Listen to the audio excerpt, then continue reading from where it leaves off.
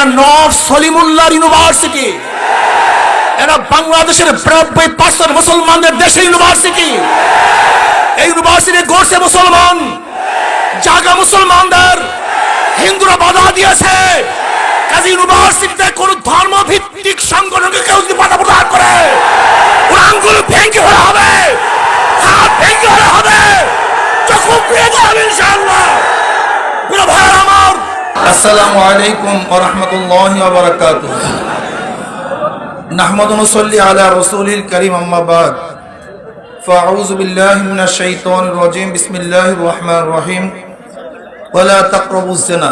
সাদাকাল্লাহুল আলিয়্যুল আযীম।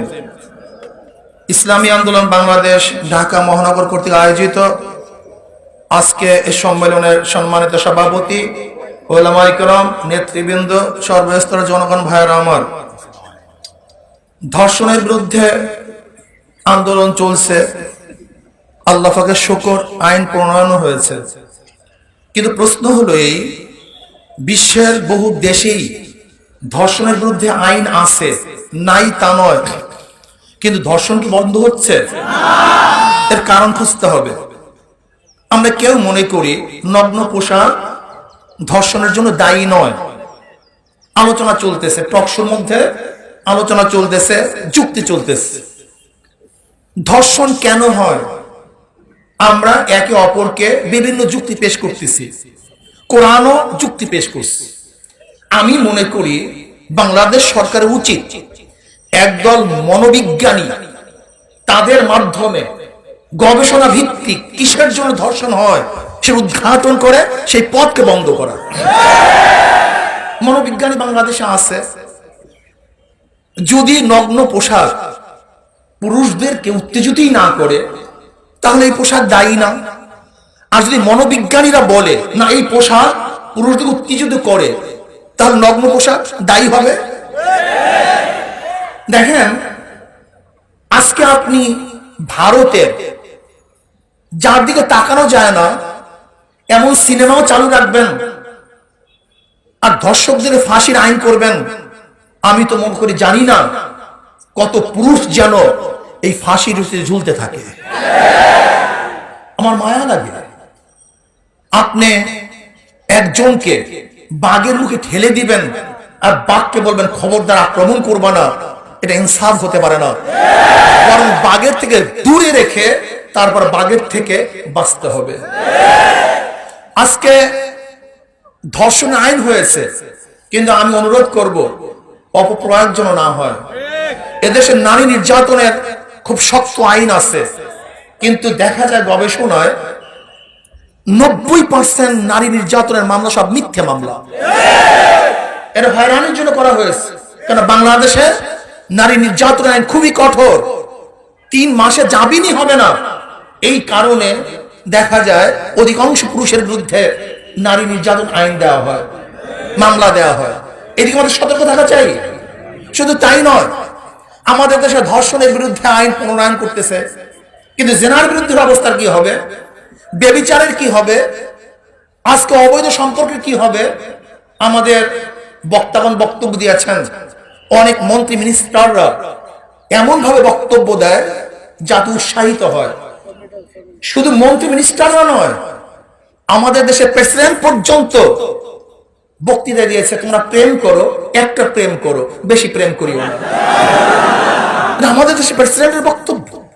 আমি চিন্তা করতে পারেন আমরা কোন দেশে বসবাস করি? আমাদের দেশের অবস্থা কি? আমাদের দেশের অবস্থা হলো, কোন এক ব্যক্তি, সে কে? মঈনুল ইসলাম সাহেব।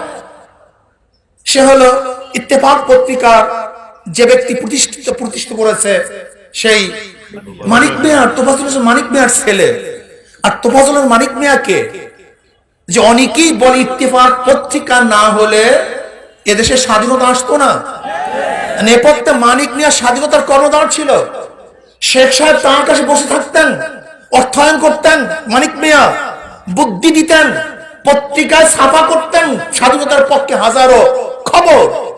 কিন্তু তার ছেলে ব্যারিস্টার শুধু একটা ইঙ্গিতবহ কথা বলার কারণে তাকে জেলখানায় পুঁতে দেওয়া হয়েছে। সেখানে দীর্ঘদিন পর্যন্ত তাকে থাকতে হয়েছে।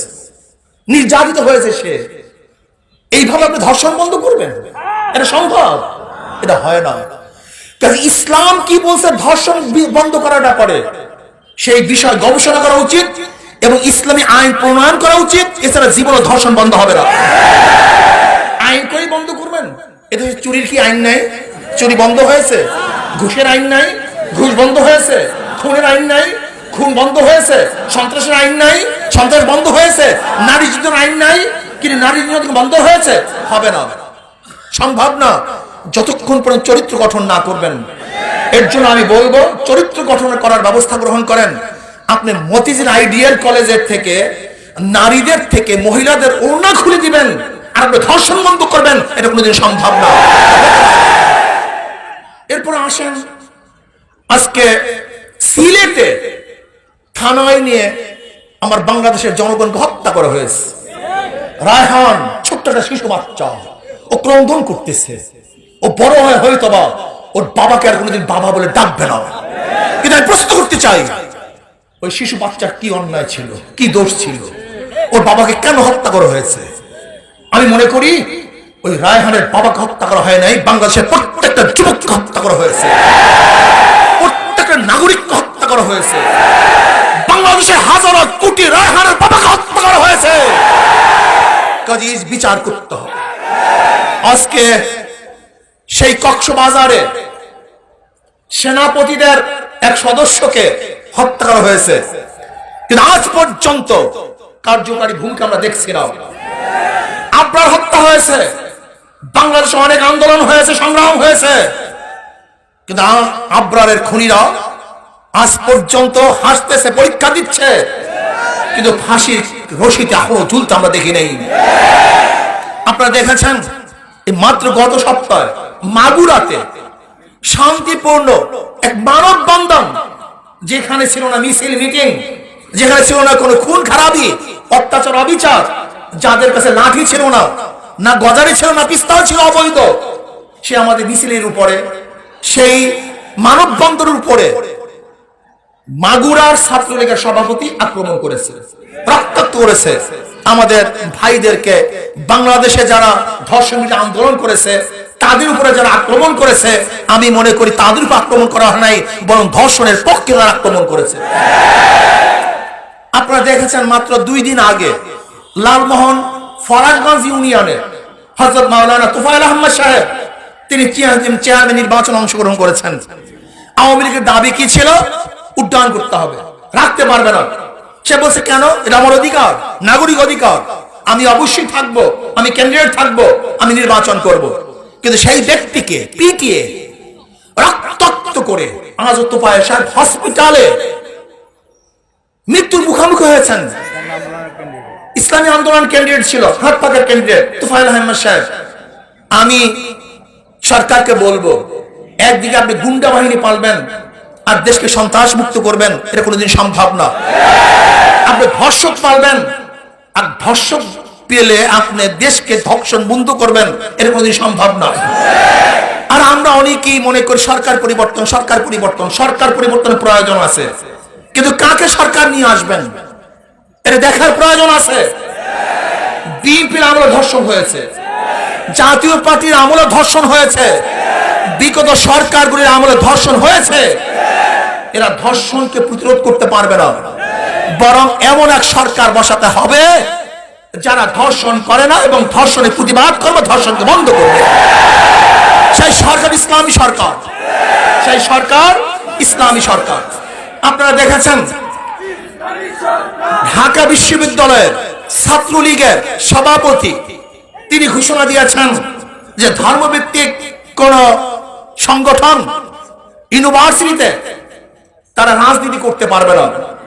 আমি ওই হিন্দু বেচারাকে বলবো, ছাত্রলীগের সভাপতি সাহেব, আপনি দেশটাকে কি মনে করছেন? দিল্লি মনে করছেন নাকি?